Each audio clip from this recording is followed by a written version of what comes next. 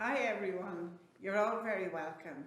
My name is Veronica and I'm Director of Services at Purple House Cancer Support. Hello, my name is Regan. I am the psychotherapist here in Cancer Support, and I see adults from 70 down to 7, all age groups. That's fantastic. I'll just give you an overview of the range of services that we provide here in Purple House, and then perhaps Anne might tell you more about her area of expertise. For those of you who don't know, Purple House was founded 31 years ago by myself, and it was as a direct result of the emotional impact and the practical help that was needed for I was a young mother at the time, and I felt there was a huge gap in the psychological and psycho-oncology services in Ireland. There were some in England, there were some in America. So I did some research and I found there was no support groups of its kind in Ireland. So I set about setting up the first community-based cancer support centre in Ireland. And that was 31 years ago, and I'm delighted to say there's so many cancer support groups around the country at the moment, many of whom came to us in the early days and said they felt there should be a cancer support centre in their county, and they drew from our experience and our mistakes, of course, because being the first in the country, you were finding your way in the dark, really, and but we tapped into an unmet need, and people came. They travelled. They came from Arklow, they came from Regan, they came from Sutton, they came from Tala. They even travelled up from Carlow at some stage to gain support from this very special, unique group as it was at the time. So as the years evolved, we kind of identified areas that, we were client-led, and our vision was very clear. Our centre was to be for the whole family, both the cancer patient and the family members, because you have to remember, cancer doesn't just affect one person in the family, it affects everybody, and particularly children. And Anne will talk more about that now herself. But as time went on, then people asked for various services like home visits or hospital visits or practical support like driving into hospital for your treatment, or maybe home helps at home. So we became an agency that linked into all the other agencies in the community.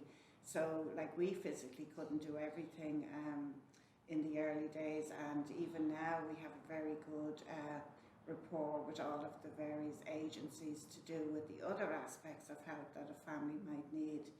So it's very much an interagency support services, and I suppose because we're based in the community, we're accessible all the time, every day, no matter what way people are feeling. They can call to the door, they can phone us, and their needs would be met. On initial visit to the centre, people would be given a tour of our premises, shown the various services that we can offer, do kind of a relaxed informal assessment of what their needs are at that time, and then they would be referred. They may be very clear when they come in, but if they're not, we would outline Anne's work, we would outline the relaxation classes, we would outline the men's support group, breast cancer support groups, family support group, children's services, the breast care clinic, the hair loss clinic, the garden allotments. So there is so much on offer here in Purple House that people see it more like a home from home. They're comfortable here, it's their safe place, and particularly for children, they feel they're very happy coming in because, as you can see, it's very much a relaxed environment. It's a place where people can be themselves and get their needs met. So it's been a very, very rewarding journey to to this stage. A lot of hard work, as most of you will identify with, fundraising, grants, all of that sort of work takes its toll. But if you don't have that, you don't have a service, and both of them go hand in hand. Purple House are a registered charity. We're affiliated to the Irish Cancer Society Network of Cancer Support Groups. We're affiliated to the Primary Care Service and the HSE. We are affiliated to the NCCP, National Cancer Control Programme. We are also members of the Healthy Ireland Network, Alcohol Alliance Network, the Cervical Screening Network, and I myself have sat on the Department of Health Cancer Strategy, National Cancer Strategy, and advocated very strongly for the needs of cancer survivors in Ireland.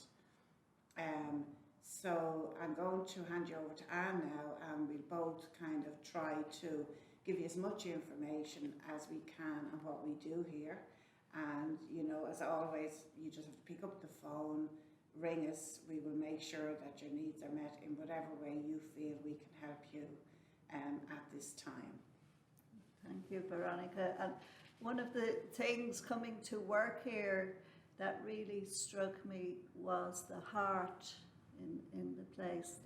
There's just great heart and generosity of spirit, and it really welcomes everyone, and it's been an honour to work here. So I'm going to just talk about the emotional impact of cancer. Cancer, even the word, is such a scary word, and it has a huge impact. It's like an earthquake. It has an impact with the whole family, and everybody is in shock for the first part, especially the patient. And the shock of diagnosis is a really big impact on anyone, and then on the family. And this really, even the delivery of the diagnosis is such a big impact, and it takes a while for the person to digest it, and then for the family to digest it. And really it comes down to maybe living with the diagnosis, living with it, and then living with the treatment. But it's a huge impact, and you can't underestimate, what an impact, and it can last for years. It also in some ways has a good impact in ways, because it kind of it's a wake-up call often, and we're learning to live life as it is in the moment. You work with it. Yes.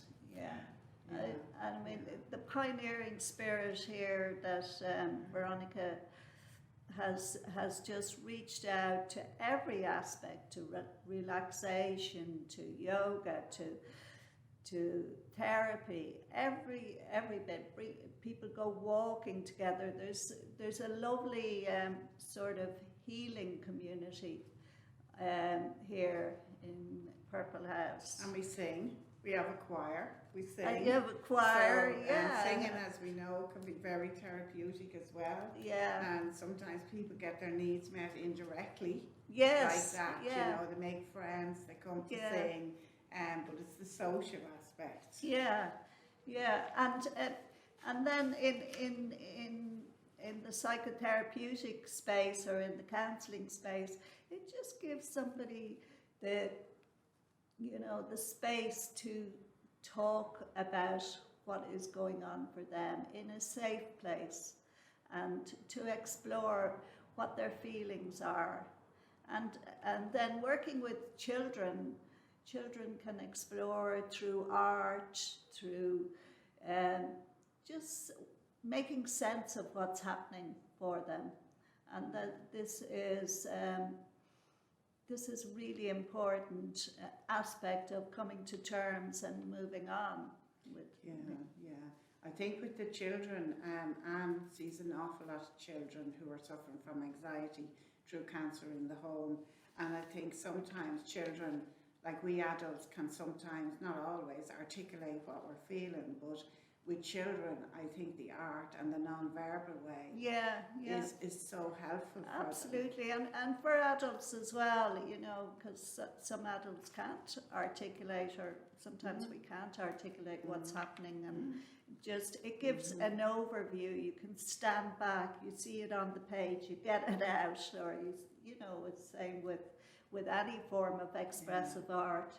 You just put it out there, look at it, and understand. You have a deeper understanding of what's going on for you.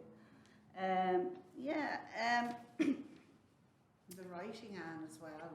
Writing. We do creative writing, so the writing is another form of expression for adults that we haven't really done it with children's writing yet, but it's something we might consider going forward. You know.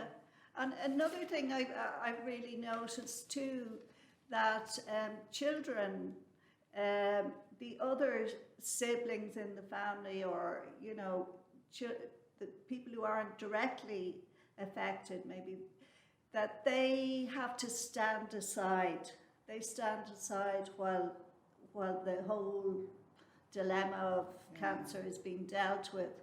But they're also missing parts of their life and the attention that they would have got, and sometimes coming into therapy brings back that attention and that's right. I've noticed that with families where the sibling might have cancer and the other child is missing all that home family security, and often the schools would ring us up and they would say, you know, we have a child here, you know, they're not coping well, they're experiencing some behaviour difficulties, and we would take them, and we've had some children here from the time their brother or sister might have been diagnosed till they're moving into teenage years now, and you can see them blossoming, where that unmet need was there, and it's only coming to the fore as they change, become teenagers or whatever. And the client program as well taps into that. It's from 5 to 12-year-olds, I think, or is it 7 to 12? I can't remember. I have the poster here. But the client is another safe space. Absolutely. And in that way, they could do it in a group together, and that's particularly for teenagers. That's a good way.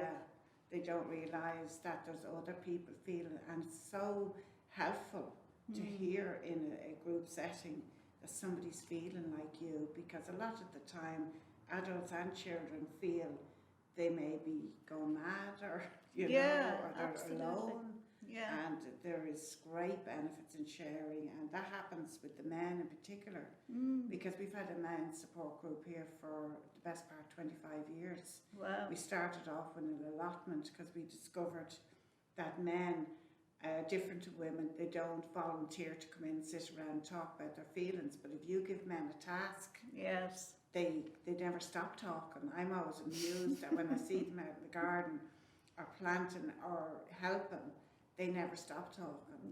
But their needs are the same. They just operate in a different way. And we discovered that very early on. We had Dr. Paul Dalton with us. He was part funded by the HSE in the very early days, and we started up with one of our men here, Brandon, and the two of them got together and they found that the purpose was to give men something to do. So that grew and grew, and today we have 2 very successful men's groups every week. And besides that, they're also coming in for one-to-one. So it opens the door to get them in the door, and then they find, I need this. And then, so it's lovely to see them. And it's a great comfort and a support, and you know, whereas they would have been very isolated, very lonely, and not able to. I mean, you know, when I look out at the garden now in these particular days and see the men sitting around in the garden talking and having a cup of tea and talk about everything. It's not necessarily their situation, it's everything. So I suppose the beauty is to have a place, whatever happens in that place. And I remember you saying that to me, Anne, before. The place itself can be the therapy. Absolutely, yeah, absolutely. And what a wonderful place you have landed on. It is absolutely welcoming, and it's you know, and you do like the children who come in and they just make themselves at home, and you know, and the men make themselves at home, and it's really nice. And it's amazing that you started from this little tiny room over a shop. That's and right. you know, such a real pioneer, you know. Well, this house is beautiful, and as people might know, we acquired this house 1 year ago this week. We moved in, and there was blood, sweat and tears to get here.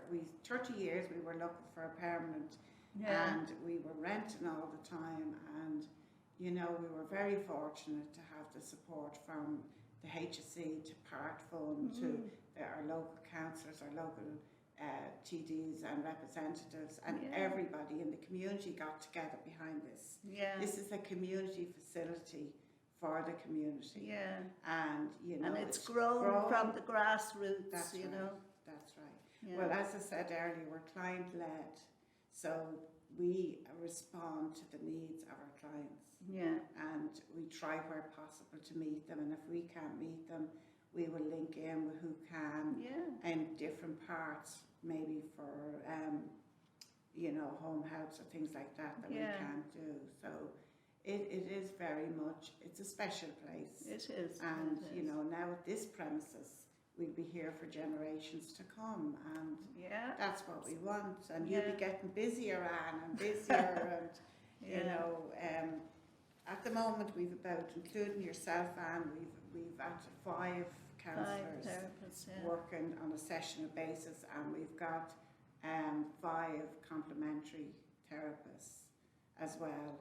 And there's the counselling, the therapies, the transport, the helpline, all these essential services are all day, every day. And that transport is just wonderful, because I've had that feedback from people, just they don't have to worry about you know, getting a taxi or taking whatever. time off work. Couples or people with mortgages, they have to keep their jobs. And one thing that struck us, and you know, as everybody knows, we've had a year like no other, but last year in particular, it was essential for us as a team here in Purple House to continue to support cancer patients and their families throughout. We knew we had to react, and we responded overnight to putting everything online remotely, but the transport continued, and we were very fortunate that we had 11 of our drivers that were in a position to continue driving. They did that at risk to themselves, but we had all the safety, all the PPE, all the guidelines in place, and that continued. And I mean, it was a phenomenal support to people, because it made sure that despite their anxiety and their fear, they got their treatment sorted. Absolutely. You know. And just that journey in, and just to chat to someone, and you know, that was the only person they might have seen. Particularly people living alone. That would have been the only person they might have seen. And the food cloud was something similar. We had a list of people who lost their jobs through COVID and rang us up and said, what can I do? I've time on my hands. So they would go to the pharmacy, collect prescriptions, drop them at the door. But we arranged food cloud parcels. And so people, as Conor always said, in the anxiety of people, they couldn't go to the supermarket. So we set up a team of people that delivered food parcels during the week, left them at the door. But when you step back to the gate, you could be half an hour talking to them. The chat and the company and everything. So all of those services made a difference. Absolutely. You know. And it's, I suppose it's identifying the needs Yes. all all way the along. time. That's Yeah, and and responding. it changes Yeah, all the time. all the time. And we're Yeah. very fortunate that we have such a committed team of people at the helm that are driving this and responding and have the passion. And that's really what it's all about, isn't it? You know, Absolutely. having the passion, having the drive, and having a place for people, you know. And you do an awful lot of phone counselling as well. I do, yeah, and some Zoom counselling, Yeah. and that's that has changed so much, you know, the whole technology, you know, and you could be talking to someone on the phone, and it's a whole different type of therapy. I know one or two clients might be up in the mountains talking to you, and they're walking along, and they're gone for their walk, and you know, it's a very different form of therapy sometimes. And then you know, the Zoom, it's all a new form, but it works really well, you know, which is surprising, because at the beginning I thought, oh my goodness, it'd be very difficult, but no, it does work. It's not the same, but it works in a different way. A different way. And the important thing is you kept people connected. Absolutely. They were supported throughout in a different way. And we all adapted very well to the digital age. I mean, you know, we had to. If we wanted to keep connected, we had to learn. Harder for us nowadays, but we did it. Yeah, and, absolutely. You know, and that was a new skill. And, you know, we should be very proud that we adapted very quickly. Particularly in Purple House, we adapted immediately. Yeah, we didn't wait. You know. And so that was the plus for us. Yeah. So and I know if people have any questions at any time, you can do the chat button, or we'll respond, or you can phone us, or you can email us. And now, hopefully, as things improve, as more and more people get vaccinated, it'll be more safe. As you can see, we've all of the HSE guidelines in place. We've perspex screens in between us here. We've sanitised, we've masked, we've followed all of the guidelines throughout. And that enabled us to still do what we wanted to do, to make sure people with cancer and their families were fully supported. Yeah, and you've a wonderful space here, huge spacious rooms, and ventilation. Well ventilated, and so it's very safe. Yeah. You know, and it's important to reassure people of that. You know, our phone line is behind me here. It's 0128666966 if anyone needs us, even to talk to us. The one thing throughout COVID, all our Zoom classes, all our online programs and presentations allowed people to connect from far away. We are now seeing people from Cork on Zoom. We've children linking in on the arts and crafts from other counties throughout Ireland. So it enabled people to connect and get help without having to travel. So it reduced that burden as well. And I can see this facility continuing as we move forward, because it's convenient sometimes for people to link in digitally if they can't travel, or if they're fatigued on treatment and not well, they can still avail of the relaxation or your art or whatever on Zoom, you know. And our info address is info@purplehouse.ie. So really, I suppose, I hope I've given you an overview of what we do here to cope with the emotional impact of cancer, and that you will always reach out for help and support. Nobody needs to be alone, you know. And if we can help, we will. Thank you very much. Thank you.